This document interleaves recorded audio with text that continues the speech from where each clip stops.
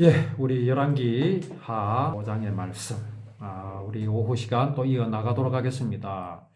자, 나만이 그만 마음이 변했죠. 어떻게 저 엘리사가 내게 와서 친히 손을 얹고 그렇게 하나님께 기도해 줄 줄 알았는데 저 요단강, 보잘것없는 저 요단강에 가서 씻으라고 하니 나만이 그만 무너져 버렸습니다. 그렇죠? 그 겸손함이 어디로 가버렸습니까? 사라져 버렸죠. 그때 나만의 종이 그 주인을 말렸습니다. 아니, 씻으라는 것뿐인데 그것 하나 못 하겠습니까? 뭐 엘리사가 자기에게 와서 뭐 무릎을 꿇으라고 합니까? 아니면은 뭐 발을 닦아달라고 합니까? 아니면은 뭐 돌을 닦으라고 합니까? 그냥 요단강 가서 씻는 것뿐인데 그것 하나 못 하십니까? 오전에도 말씀드렸지만 나만의 입장과 이 종의 입장은 다르지요. 그렇지 않습니까? 아니, 종이야 엘리사의 말을 듣는 것이 어렵지 않습니다. 그러나 나만은 그렇지 않지요. 그의 지위가 있는데 그렇다고 우리가 나만을 이해하고 넘어가야 됩니까? 나만을 두둔해야 되겠습니까? 이러한 나를 두둔해야 되겠습니까? 아닙니다. 아니라는 말씀이죠. 나만은요, 지금 엘리사의 말을 듣지 않으면 그 병이 나을 수 없습니다. 이거는요, 약이 없습니다. 자, 그러니까 어떻게 했습니까? 나만이 내려가서 엘리사가 말한 대로 요단강에 몸을 7번 담갔습니다. 한 번 들어가서 올라왔습니다. 병이 나았습니까? 그 장면을 우리가 이렇게 뭐 여러 가지로 상상해 볼 수 있지 않겠습니까? 막 7번을 순식간에 막 첨벙첨벙 했을 것인지, 아니면 한 번 들어갔다가 자기 몸을 확인해보고 또 한 번 들어갔다가 확인해보고 그렇지 않았겠습니까? 한 번 들어갔다 나왔는데 여전합니다. 2번을 들어가도 여전합니다. 나만은 7번이라는 말을 들었기 때문에 7번 그렇게 했습니다. 그러자 어떤 일이 일어났습니까? 나만의 살결이 마치 어린아이의 살결처럼 깨끗해졌습니다. 누구의 말을 들었습니까? 엘리사의 말대로 한 겁니다.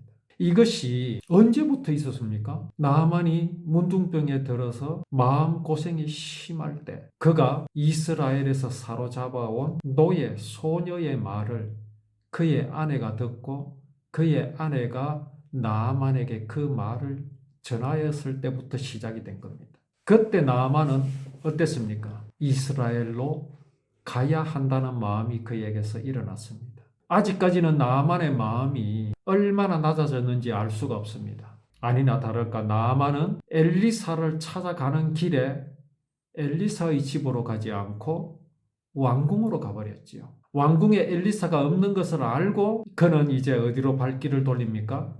엘리사에게로 발길을 돌립니다. 그의 마음이 어쩌면 드러난 것이지요. 자, 엘리사에게로 갔는데 엘리사가 친히 나만을 자기를 영접하지 않고 종을 보내서 요단강에 가서 7번 씻으라 하는 말에 나만은 완전히 무너져 버렸습니다.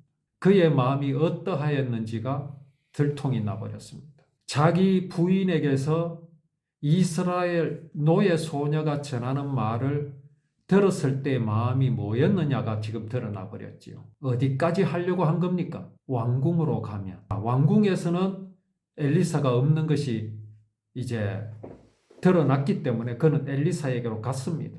여기에서 그의 마음이 어떻게 드러났습니까? 적어도 하나님의 선지자가 내게 직접 와야 되지 않느냐라는 것이 나만의 마음이었습니다. 들통나버렸습니다.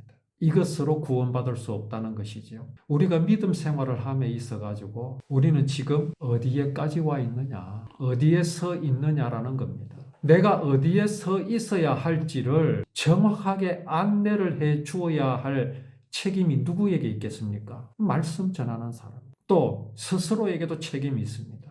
교회가 그 안내를 정확하게 해 주어야 합니다. 나만에게 겸손이라는 것만 전하면요, 나만 꼴을 당하게 됩니다. 나만이 그 노예 소녀의 말을 들을 정도로 겸손해야 된다라고 하면서 겸손만 말하게 되면요, 나만에 머물 수밖에 없습니다.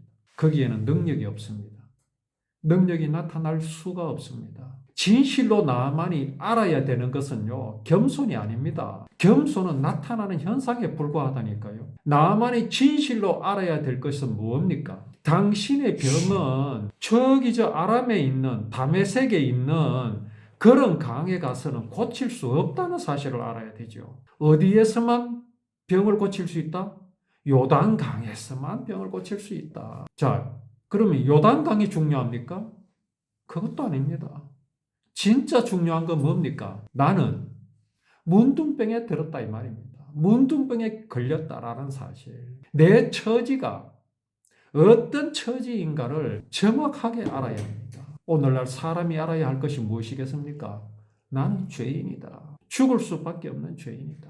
우리의 믿음의 삶에서는 우리는 무엇을 알아야 합니까? 하나님의 은혜가 없이는, 그 사랑이 없이는 나는 아무것도 아니라는 사실을 순간도 놓쳐서는 안 됩니다. 내가 복음을 받고 이 복음으로 인해서 구원을 받고 그 기쁨을 여전히 누릴 수 있는 비결은, 나는 이 복음이 없으면, 이 하나님의 사랑이 없으면 나는 누구와 같습니까? 문둥병에 걸린 나만과 같은 존재라는 사실을 우리는 잊어서는 안 됩니다. 그걸 잊지 않게 하는 비결은요, 이 말씀밖에 없습니다. 말씀밖에 없습니다. 자, 이제 나만이 엘리사가 시키는 대로 했습니다. 그렇게 화를 내던 나만이었습니다. 어쩔 수 없는 자신을 깨닫게 되었지요. 나의 병은 저 다메섹에 있는 강물이 해결해 줄 수 없다는 걸 나만은 알았습니다. 그래서 요단강에서 7번 몸을 씻었습니다. 그렇게 병이 나았습니다. 자, 나만과 그를 따르는 모든 무리가 엘리사에게로 나왔습니다. 나만이 엘리사 앞에 서서 말했습니다. 어떤 나만입니까? 문둥병에 걸려있는 나만입니까? 아닙니다. 깨끗하게 나음을 입은 나만입니다. 자, 나만이 뭐라고 말합니까? 온 땅 가운데서 하나님이 계시는 곳은 오직 이스라엘밖에 없다는 것을 이제야 알았습니다. 라고 말합니다. 이 고백입니다. 하나님이 계시는 곳은 오직 이스라엘밖에 없다. 이건 무슨 고백입니까? 이것은요, 창세기 15장에서 하나님께서 아브라함에게 언약하신 것을 이루신 장면입니다. 아브라함에게 뭐라고 언약하셨습니까? 너의 후손이 이방에 객이 되어 400년을 살다가 이곳으로 돌아오게 할 것이라는 언약입니다. 그 언약대로 아브라함의 후손, 아브라함의 손자 야곱, 그 야곱의 식구들이 70명이 애굽으로 갔지요. 요셉이 총리로 있는 애굽입니다. 거기에서 그들이 심히 번성했습니다. 아브라함에게 언약하신 대로 그의 후손이 하늘의 별과 같이 바다의 모래와 같이 번성하였습니다. 그리고 그 이스라엘 백성들을 하나님께서는 가나안 땅으로, 약속하신 땅으로 인도하셨습니다. 약속하신 땅입니다. 하나님께서 약속하신 곳입니다. 지금 나아만은 그 하나님은 여기 가나안 땅, 이스라엘에 계시다는 것을 지금 엘리사에게 고백하고 있습니다. 왜 그렇게 하고 있습니까? 나았거든요. 아주 단순합니다. 여기는 복잡한 신학이 필요가 없습니다. 나아만이 엘리사에게 왜 이렇게 말합니까? 하나님이 계신 곳은 오직 이스라엘밖에 없다는 이 고백을 나아만은 엘리사에게 어떻게 해서 하고 있습니까? 엘리사가 강요했습니까? 그렇게 고백하지 않으면 죽인다고 위협했습니까? 아닙니다. 나아만의 입에서요, 기쁨에 넘쳐서 나오는 말입니다. 어떻게 나아만이 이렇게 됐습니까? 나았기 때문입니다. 딴 해석이 필요가 없습니다. 안 나았으면요, 이 말 안 하지요. 나았기 때문에 이 말을 하는 겁니다. 자, 중요한 건 뭡니까? 나았는데 그의 입에서 하나님이 계시는 곳은 오직 여기뿐이다라고 왜 말합니까? 다른 말도 많을 것인데 그렇지 않습니까? 그의 병이 나은 것과 이 연관성은 무엇입니까? 나았으면 다른 여러 말 할 수도 있지 않습니까? 아, 고맙습니다. 당신밖에 없습니다. 이렇게 말할 수 있지 않습니까? 그런데 그의 고백이 뭐라고요? 하나님이 계시는 곳은 오직 이스라엘밖에 없다. 이거는요, 구원의 고백입니다. 나아만은요, 뒷문을 섬기는 사람입니다. 사람이 만들어낸, 사람이 지어낸 신을 섬기는 사람입니다. 곧 뭐겠습니까? 사람이 노력하면 구원을 받을 수 있다. 사람이 노력하여 하나님과 같이 될 수 있다는 신념으로 살아가는 사람입니다. 그런 사람의 입에서 지금 뭐가 나옵니까? 하나님이 계시는 곳은이라고 말합니다.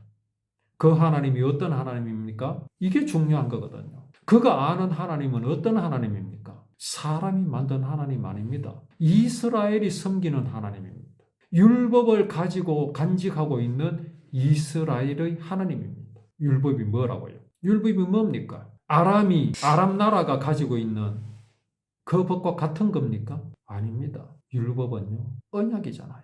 구원을 이루실 모양과 모습을 기록하신 것이 율법입니다. 구원을 약속하신 것이죠. 그 하나님이 어디밖에 없다? 이스라엘밖에 없다. 이 고백이라는 말씀입니다. 구원을 이루실 분은 오직 하나님이신데 그 하나님은 여기 이스라엘밖에 없다.